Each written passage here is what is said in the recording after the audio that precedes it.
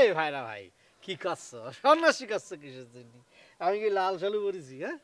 তোমার ওই লাল শালু পরাটাই এখন বাকি আছে আচার আচরণ তো সব সন্ন্যাসী করে মতোই হয়ে গেছে ফোন দিলে কাটে দিচ্ছে মিটিংয়ে অনুপস্থিত কারণ আছে ভাইরা ভাই কারণ আছে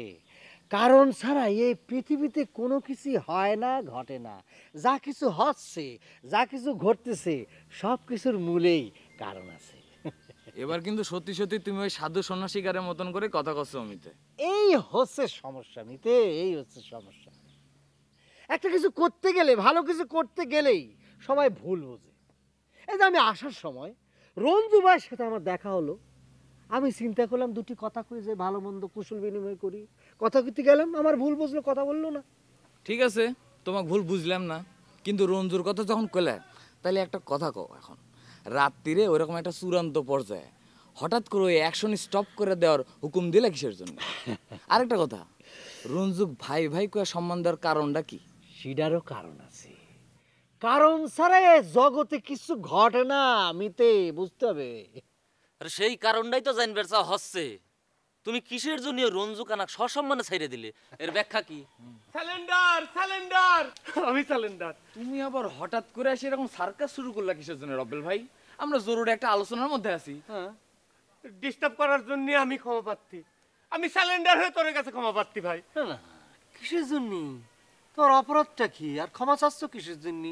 আমার জানা মতে তো তোমার বিরুদ্ধে কোনো ওয়ারেন্ট নাই ওই জন্যই তো ভাই ওয়ারেন্ট জারি হওয়ার আগেই হাজির হয়ে ক্ষমা প্রার্থী হয়েছি আমার অনেক বড় ভুল হয়ে গেছে ভাই আমার কি দোষ কা ধরা বাঁধা কথা তোরা করলো রঞ্জুক মারিয়ে শিয়াল মারা করবো অথচ ওর গায়ে তোরা ফুলের টোকাটাও দিস নেই আর আমি এদিক প্রচার করে বেড়াচ্ছি মুখ মারিয়ে হাড্ডি মাংস আলাদা করে তোরা হাসপাতালে পাঠা দিছিস এখন তোরা মারিস নেই আমার কি দোষ ভাই ক মারবো কেবা করে কেউ যদি মারার আগে হাত পায়ে ধরে ক্ষমা চায় তার কি মারা যায় এই যে তুমি আমাদের সামনে এসে হাত জোর করে ক্ষমা চাচ্ছ তোমার কি আমি শাস্তি দিতে পারবো মারতে পারবো কও ও এখন বুঝলাম আসল কাহিনী রঞ্জু তোর কাছে হাত পা ধরে মাপ চাইছে তাই না এছাড়া তোর বাঁচার কোনো কারণই থাকতে পারে না এই তো বুঝতে পারিস রব্বেল ভাই এখন এই সত্যি কথাটা গ্রামের মধ্যে প্রচার করে দিকে যা অবশ্যই প্রচার করে বেড়াবো সত্যি ঘটনা মানুষের জানা লাগবে না আজ হোক কাল হোক তো জানাই লাগবে অবশ্যই ভাই তাহলে করছিস তোরা আমাকে ক্ষমা করে দিস ক্ষমা করে দিয়েছি ক্ষমা একটি কি মহৎ গুণ ক্ষমা আসলে সত্যি কথা কইতে কি আমি অনেক টেনশনেই পড়ে গেছিলাম নো টেনশন ডু ফুর্তি